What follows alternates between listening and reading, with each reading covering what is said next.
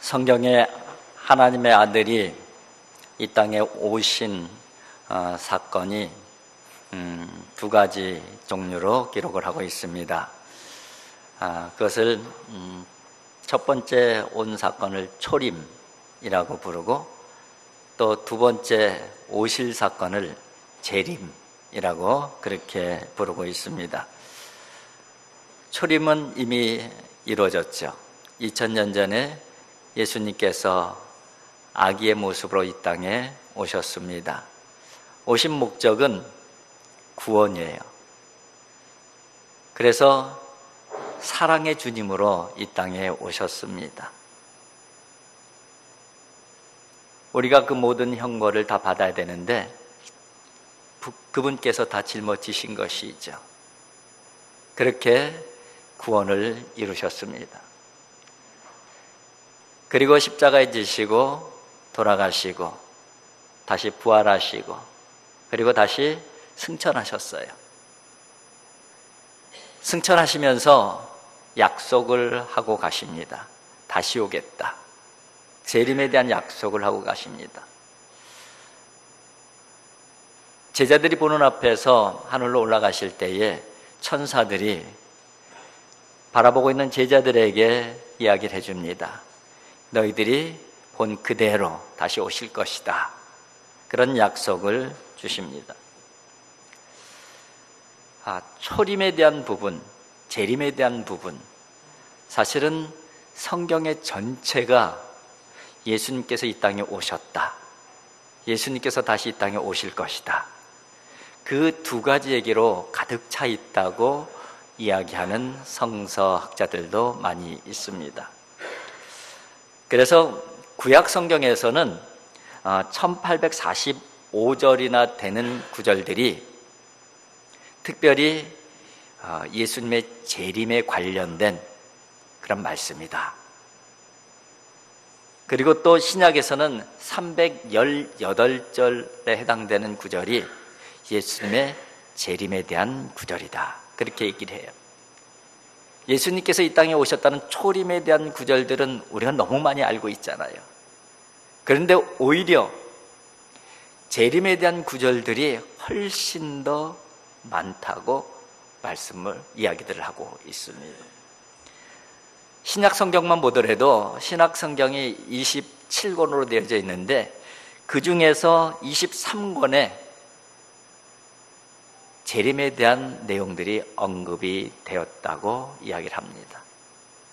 그러니까는 예수님께서 이 땅에 오신 이 사건보다도 성경에는 재림에 대한 관련된 그러한 사건들, 그러한 내용들이 훨씬 더 많이 기록이 되어져 있다. 그렇게 이야기를 하는 것이죠. 예수님께서도 재림에 대한 부분들을 직접 말씀을 하시기도 합니다. 예수님께서 마태복음 24장 30절에 보면 이렇게 말씀하셔요. 그때에 인자의 징조가 하늘에서 보이겠고 그때 땅의 모든 족속들이 통곡하며 그들이 인자가 구름을 타고 능력과 큰 권능으로 오는 것을 보리라. 예수님께서 직접 하신 말씀이에요. 올 것이라는 것이죠. 그러면은 성경에 이렇게 많은 다시 오실 것이라는 재림에 관련된 말씀들이 많이 있는데 도대체 왜 이렇게 재림에 관련된 말씀을 많이 성경에 기록을 해놓고 우리들에게 알려주고 계실까? 그 부분이 우리의 하나의 관심사가 되어질 수가 있는 것이고요. 그리고 그 수많은 다시 오시겠다고 하는 예수님의 재림에 대한 내용들이 우리에게 주시는 구체적인 교훈은 무엇인가 하는 부분들이 또 우리의 관심사가 되어질 수가 있는 것이죠. 재림에 관련된 부분은 크게 두 가지 교훈에 초점이 맞춰져 있습니다. 첫 번째는 마지막 때를 준비하라는 것이죠. 곧 오겠다. 반드시 오겠다. 그러니까 너희들은 그때를 준비하라. 그 대표적인 내용이 열처녀 비유이잖아요. 열처녀 비유. 잘 준비된 다섯 처녀, 지혜로운 다섯 처녀, 잘 준비하라. 그리고 또 하나의 메시지는 끝까지 견뎌라. 끝까지 견뎌라. 포기하지 말라. 왜냐하면은 예수님께서 다시 오실 그때까지 많은 어려움들과 시험과 유혹과 고난들이 예견되어지기 때문에 그것 때문에 신앙을 포기하는 일, 그것 때문에 예수님을 배교하는 일, 이런 일들이 얼마든지 발생할 수 있기 때문에 내가 반드시 올 것이니까, 꼭 올 거니까 포기하지 말고 끝까지 믿음을 지켜라. 재림에 대한 대부분의 말씀은 이 두 가지 교훈에 초점이 맞춰져 있어요. 여러분, 잘 준비할 수 있기를 주님의 이름으로 축복을 드립니다.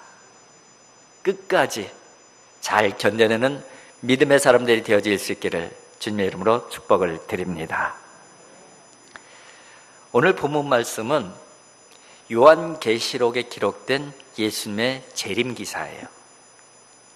오늘 본문 말씀 11절부터 읽었는데 11절부터 마지막 절까지가 예수님의 재림에 대한 계시를 요한 사도가 보고 기록을 한 것이죠. 내용을 잠깐 말씀을 드리면은 대충 이렇습니다. 하늘이 열립니다. 하늘이 쫙 열리고, 그리고 백마탄 한 분이 보이셔요. 그분은 예수 그리스도이시죠. 그리고 그분의 모습을 보니까는 눈은 불꽃 같고 머리에는 관이 많은 관들이 씌워져 있는데 왕관들이죠. 그리고 옷을 보니까 옷에는 피가 뿌려져 있어요. 그리고 그 뒤를 보니까 흰 옷을 입은 백마탄 군대들이, 수많은 군대들이 그 뒤를 따르고 있어요.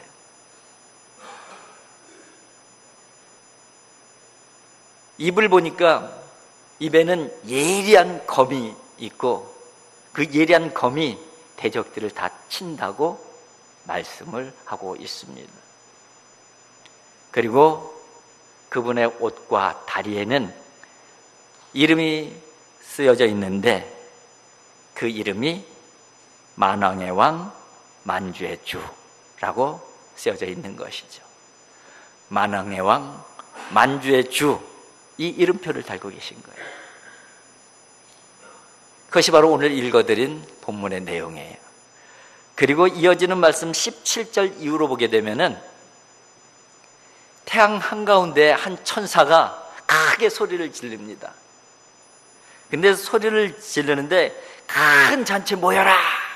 이런 소리를 지르는 거예요. 누구를 향해서 지르냐면은 새들을 향해서, 공중에 나는 새들을 향해서. 왜 모이라고 하냐면은 이 땅에 있는 모든 악한 세력들, 오늘 본문에 표현되어져 있기는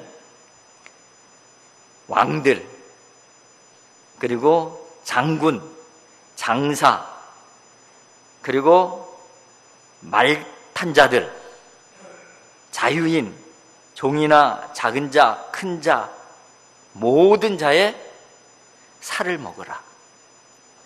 공중의 새들을 모이라고 하고 이 땅의 모든 자들의 살을 다 먹어라. 그렇게 천사가 외치고 있습니다. 그리고 큰 전쟁이 일어나는데 바로 사탄의 군대인 이 땅의 군대와 하늘의 군대가 큰 전쟁을 치르게 됩니다. 누가 승리할까요? 하늘의 군대가 당연히 승리하겠죠. 사탄의 대표적인 하수인으로 요한계시록에 기록되어져 있는 짐승, 그리고 거짓 선지자, 그리고 그를 따르는 추종자들, 짐승의 표를 받은 자들이라고 표현되고 있어요. 그 자들이 하늘의 군대에 의해서 사로잡힙니다. 자들이. 그리고 그 사로잡힌 자들이 유황불 못에 던져짐을 당하는 그 모습이 기록이 되어 있어요. 그리고 남은 자들은 바로 흰 말을 탄 하늘의 군대들의 입에서 나오는 예리한 말씀의 칼에 의해서 다 죽임을 당하고, 그리고 새들이 와서 그들을 먹이로 먹고 있습니다. 그것이 바로 요한계시록에 기록된 예수님의 재림 때에 대한 계시의 말씀이에요. 이것이 바로 요한계시록 19장 11절부터 21절까지의 내용입니다. 그런데 이 요한계시록에서는 이 재림에 대한 교훈은 두 가지라고 그랬잖아요. 하나는 준비하라, 하나는 끝까지 견디라. 근데 요한계시록의 이 재림의 기사에서는 끝까지 견디라, 여기에 초점이 맞춰져 있습니다. 왜냐하면 요한계시록을 기록할 그 당시의 성도들은 큰 박해 가운데 있었던 성도들이었기 때문에 그래요. 정말 견디기 힘든, 정말 두려운 박해 가운데 있었기 때문에 내가 반드시 올 거니까, 그리고 반드시 공의로 심판하고 너희를 다시금 하나님 나라를 너희들 통해서 시작할 거니까 끝까지 참고 견뎌내라. 그 메시지가 오늘 요한계시록 재림의 메시지 가운데 담겨져 있는 내용인 것이죠.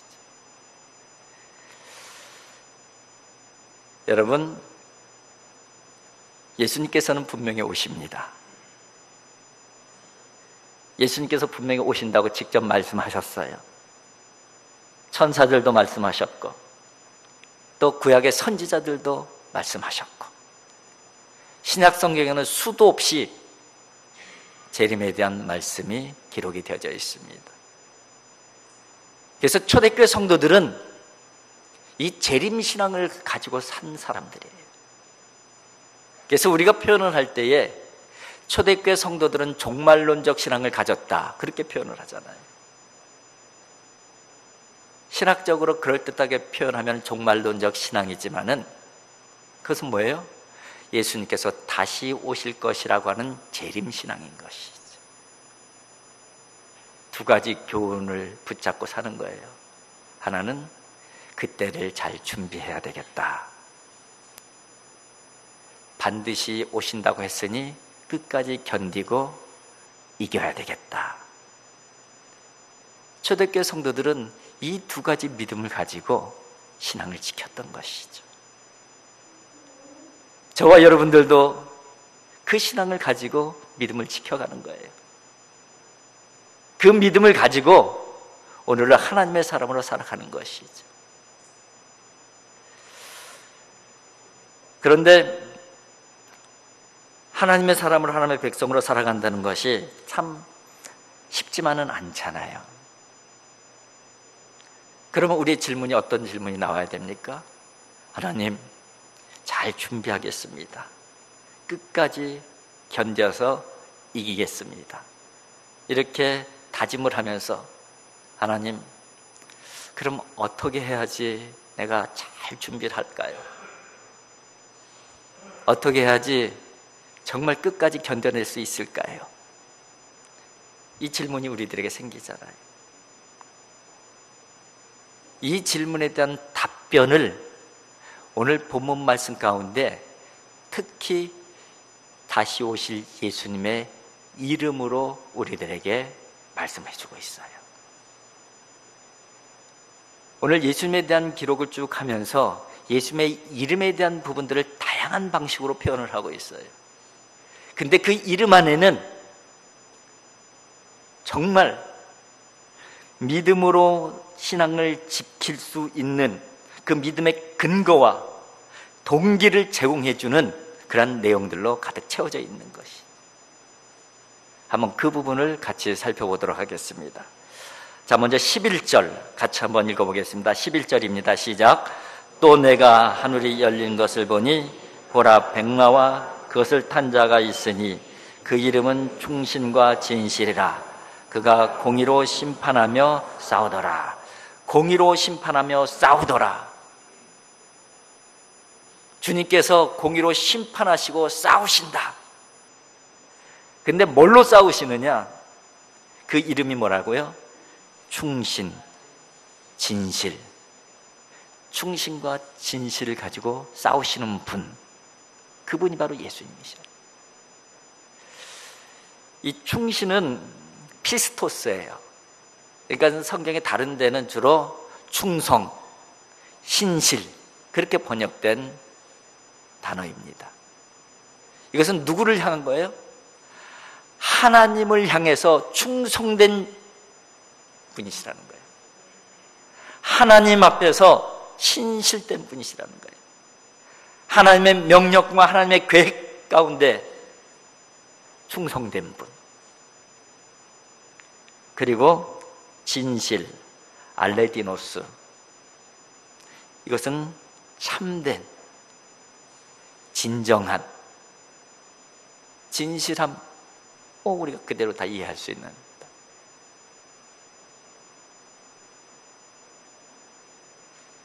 영적인 싸움은 이 두 가지로 싸우는 거예요.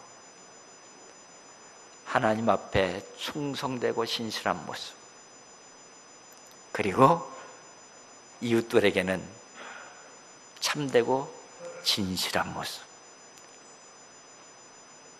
이것이 바로 이 땅을 살아가는 그리스도인들이 무장해야 될 그런 영적인 무기들이죠. 그걸 누가 갖고 계신 거예요? 예수님께서 갖고 계신 거예요. 예수님께서 그걸 가지고 싸우고 계시기 때문에 우리들도 그것을 가지고 영적 싸움을 싸우는 사람들이에요. 하나님 앞에 충성하고 사람들에게는 진실하고. 우리의 신앙에 문제가 생긴다면 이 두 가지 부분에 문제가 생기는 거예요. 하나님 앞에 충성된 모습에 문제가 생기든지, 아니면 사람들 앞에 진실하고 참된 모습에 결여가 생기든지.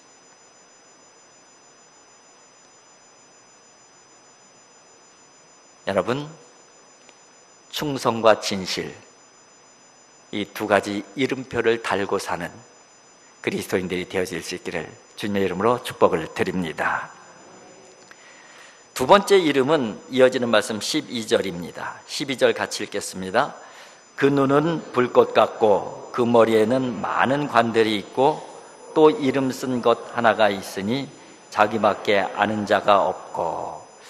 이름이 있는데, 이름이 쓰여져 있는데 주님만 알아. 아무도 몰라.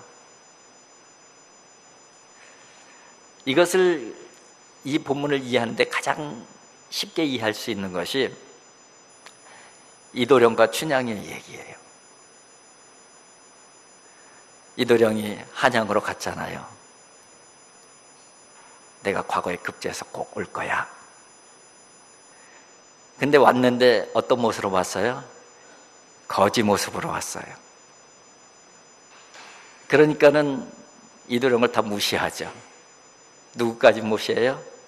장모님까지 무시를 해버려요.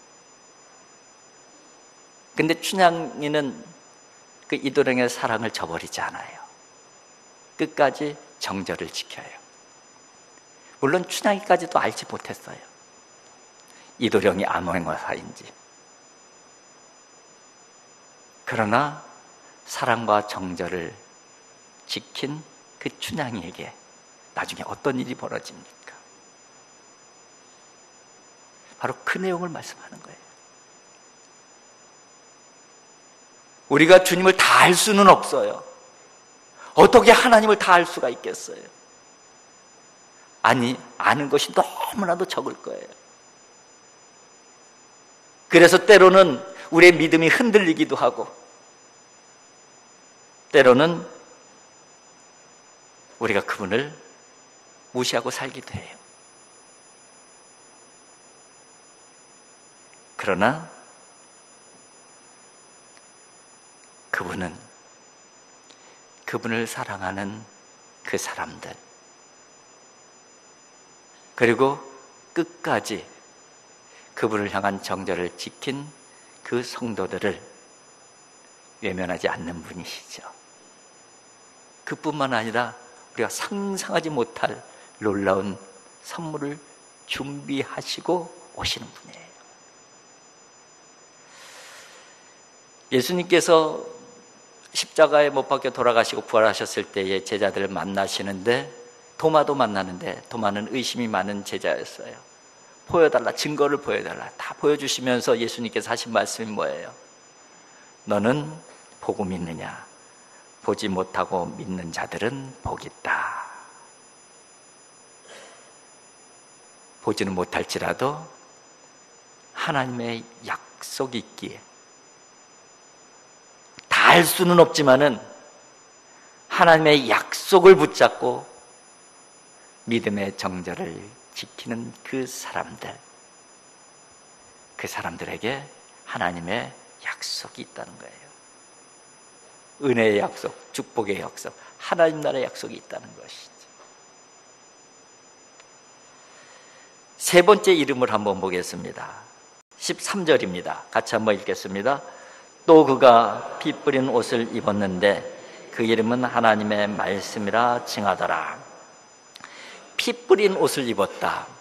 피 뿌린 옷, 이것은 두 가지 해석을 가능하게 합니다. 하나는 예수님의 보혈의 피라고 이야기하는 분들도 계셔요. 그리고 또 하나는 대적들의 피. 지금 큰 전쟁을 치르잖아요. 하늘의 군사와 이 땅의 군사, 사탄의 군사와. 그 전쟁 가운데 대적들이 다 전멸되는데 대적들이 흘린 피가 옷에 묻는 것이죠. 뿌려진 것이. 실제적으로 로마가 지배했던 그 시대의 상황을 이해하면 쉽게 이해가 되어지는 본문입니다. 로마가 전쟁을 치르게 되면은 개성가를 부르며 개선문으로 들어오잖아요. 근데 멋진 옷을 입고 이렇게 들어오는 게 아니래요. 전쟁에서 치렀던 그 대적들의 피가 묻은 그 갑옷들, 그것을 그대로 입고 들어온다는 거예요. 거기에 묻은 피는 어떤 피예요? 대적들의 피, 곧 승리를 의미하는 피인 것이죠. 그런데 그 승리가 뭐로 이루어지는 것이냐? 하나님의 말씀으로 이루어지는 거예요. 하나님의 말씀. 그 이름은 하나님의 말씀이라. 여러분, 우리가 무엇으로 이길 수 있겠어요? 하나님의 말씀으로 이길 수 있다는 거예요. 우리가 영적 싸움을 싸울 때에 또 하나의 강력한 무기는 뭐라는 거예요? 하나님의 말씀이라는 거예요. 말씀으로 무장된 사람들만 영적 전쟁에서 승리할 수 있다는 거예요. 바로 승리의 피가 묻은 옷을 입을 수 있다는 것이. 그래서 승전가를 부를 수가 있다는 것이. 하나님의 말씀으로 무장할 수 있는 하나님의 백성들, 하나님의 군사들이 되어질 수 있기를 주님의 이름으로 축복을 드립니다.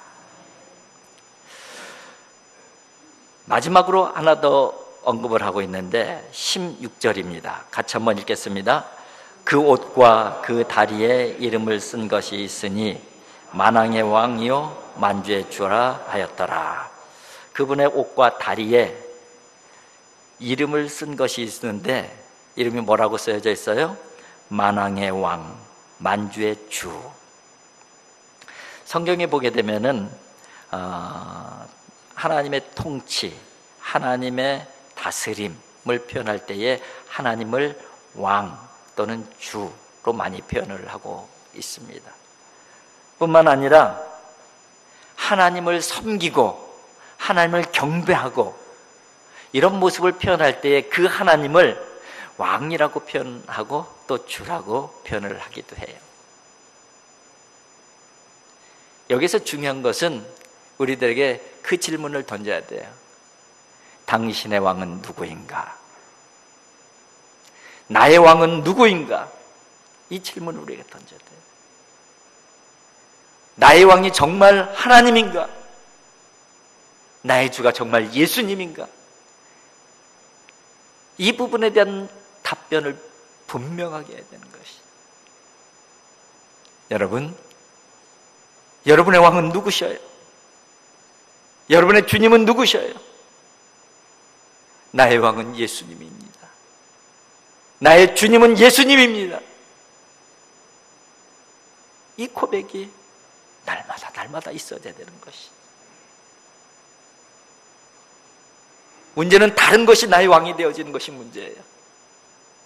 문제는 다른 것들이 나의 주인이 되어지는 것이 문제잖아요. 한 젊은 부자 청년이 예수님께 찾아왔어요. 어떻게 해야지 영생을 얻을 수 있습니까? 십계명에 대한 말씀을 하셔요. 내가 다 지켰습니다. 그러면은 네 소유를 다 팔아서 가난한 사람들에게 나눠주고 나를 쫓으라. 그 젊은 청년은 근심하며 돌아갔다. 성경에 그렇게 기록이 되어 있어요. 그의 왕은 뭐예요? 재물이 그의 왕이 되어져 있는 것이잖아요. 비슷한 사람이 있었어요. 삭개오라는 사람이에요. 삭개오라는 사람도 재물이 그의 왕이었어요.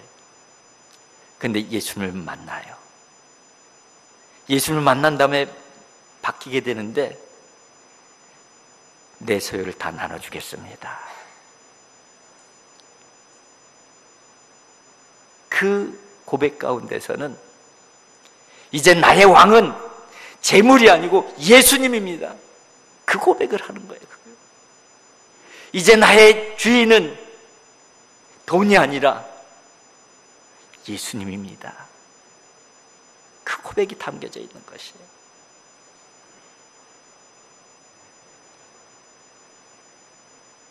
가인과 아벨의 이야기를 잘 아시잖아요.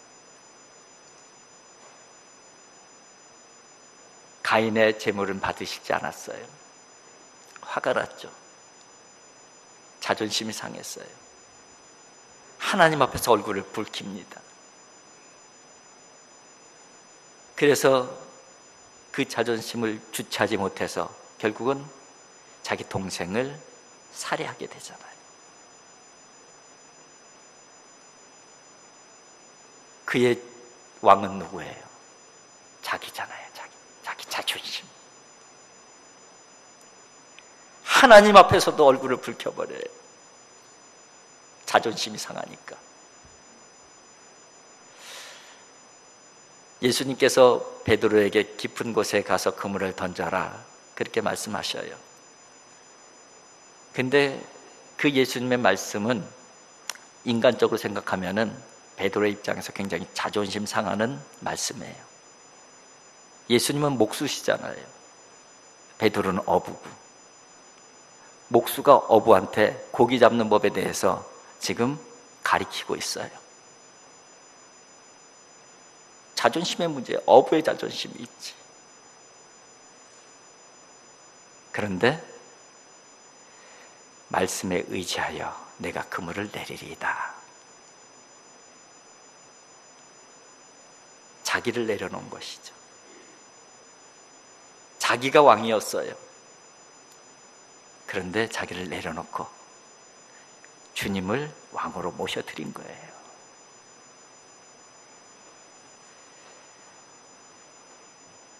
나의 왕은 누구신가?